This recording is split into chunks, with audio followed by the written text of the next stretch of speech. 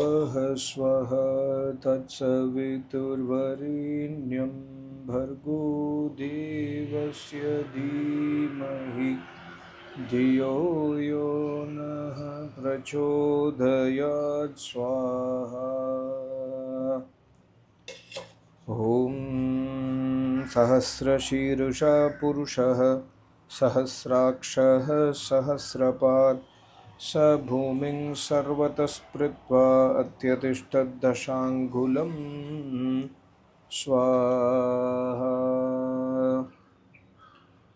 इस मंत्र का भावार्थ, हे मनुष्यों, जिस पूर्ण परमात्मा में हम मनुष्य आदि के असंख्य सिर, आँखें, पग आदि अवयव हैं, जो भूमि आदि से उपलक्षित हुए 5 स्थूल और 5 सूक्ष्म भूतों से युक्त जगत को अपनी सत्ता से पूर्ण कर, जहाँ जगत नहीं है वहाँ भी पूर्ण हो रहा है, उस सब जगत के बनाने वाले परिपूर्ण सच्चिदानंद स्वरूप नित्य शुद्ध बुद्ध मुक्त स्वभाव परमेश्वर को छोड़ के अन्य की उपासना तुम कभी न करो, किंतु उस ईश्वर की उपासना से धर्म अर्थ काम और मोक्ष को प्राप्त करो। बहुत महत्वपूर्ण मंत्र है। जिस पूर्ण परमात्मा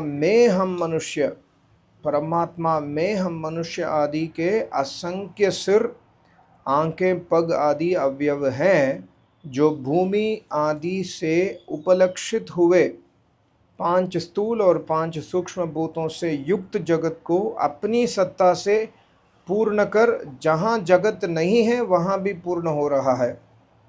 हम सब उस परमात्मा की उपासना करना चाहिए जो परमात्मा सच्चिदानंद स्वरूप है, सत्य चेतन आनंद स्वरूप, नित्य स्वरूप, शुद्ध बुद्ध मुक्त स्वभाव परमेश्वर को छोड़कर अन्य की उपासना कभी न करना चाहिए।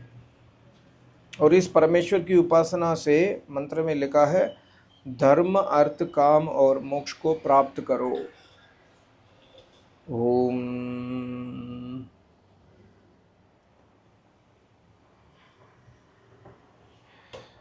ओम पुरुषये वेदं सर्वं यद्भूतं यच्च भाव्यम् उतामृतत्वस्य येषानो यदन्येन तिरोहति स्वाहा। इस मंत्र का भावार्थ, है मनुष्यों, जिस ईश्वर ने जब जब सृष्टि हुई तब तब रची, इस समय धारण करता, फिर विनाश करके रचेगा। दोबारा पढ़ता हूँ, हे मनुष्यों, जिस ईश्वर ने जब जब सृष्टि हुई तब तब रची, इस समय धारण करता है, फिर विनाश करके रचेगा दोबारा, जिसके आधार से सब वर्तमान है और बढ़ता है, उसी सबके स्वामी परमात्मा की उपासना करो, इससे भिन्न की नहीं। तो इस एक परमात्मा के हम उपासना करनी, जो भूत भविष्य वर्तमान जब जब सृष्टि हुई तब तब ईश्वर ने रचा और इस समय भी धारण कर रहा है, और आगे आने वाले समयों में उसको नष्ट करेगा। इस पृथ्वी को, इस सृष्टि को, संसार को नष्ट करके दोबारा रचेगा। और जिसके आधार से सब वर्तमान है, वर्तमान मतलब हम एग्जिस्ट करते हैं जिसके आधार पर, उस परमात्मा को छोड़ के हम किसी और अन्य परमात्मा को उपासना नहीं करना चाहिए। ओम एतावानस्य महिमातो जयांश्च पुरुषः पादो अस्य विश्वा भूतानि त्रिपादस्य अमृतं दिवी स्वाहा। इसका भावार्थ, यह सब सूर्य चंद्र आदि लोक लोकांतर चराचर जितना भी जगत है, वह सब चित्र विचित्र रचना के अनुमान से परमेश्वर के महत्व को सिद्ध कर उत्पत्ति स्थिति और प्रलय रूप से तीनों काल में घटने बढ़ने से भी परमेश्वर के एक चतुर्थांश में ही रहता है, किंतु इस ईश्वर के चौथे अंश की भी अवधि को नहीं पाता। और इस ईश्वर के सामर्थ्य के तीन अंश अपने अविनाशी मोक्ष स्वरूप में सदैव रहते हैं।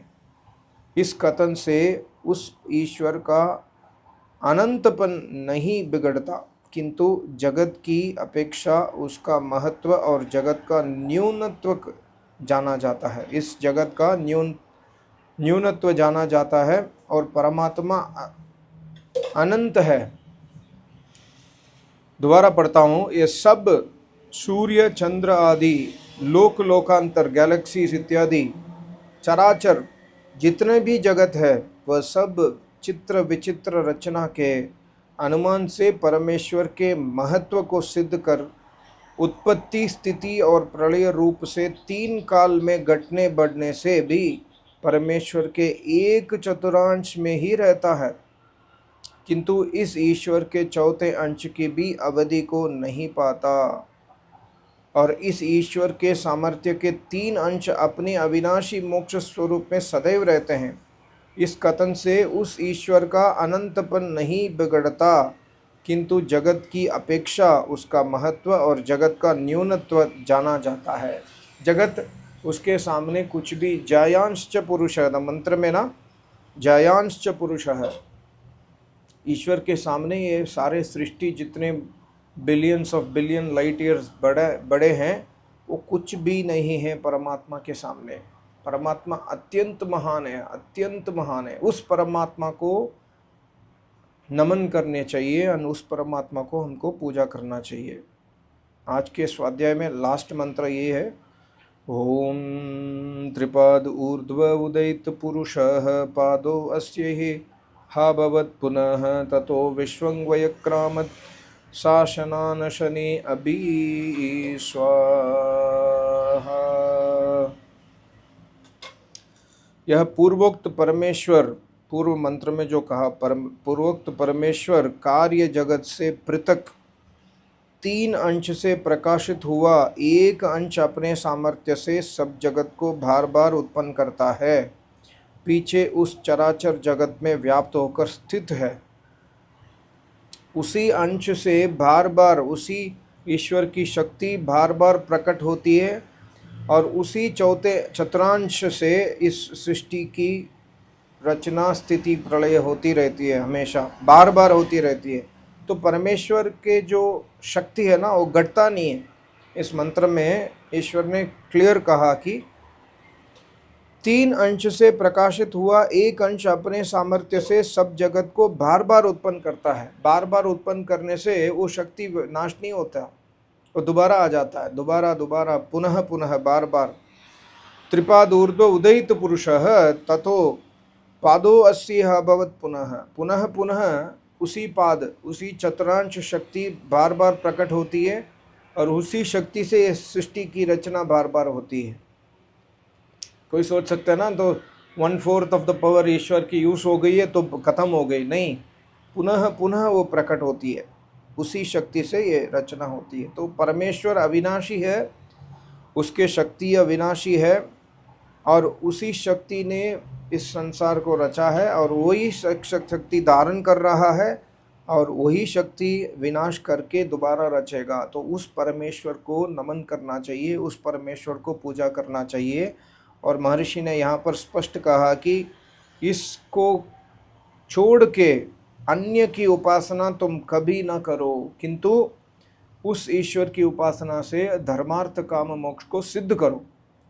बस हमारा एम एक ही है, धर्म अर्थ काम मोक्ष को सिद्ध करना है।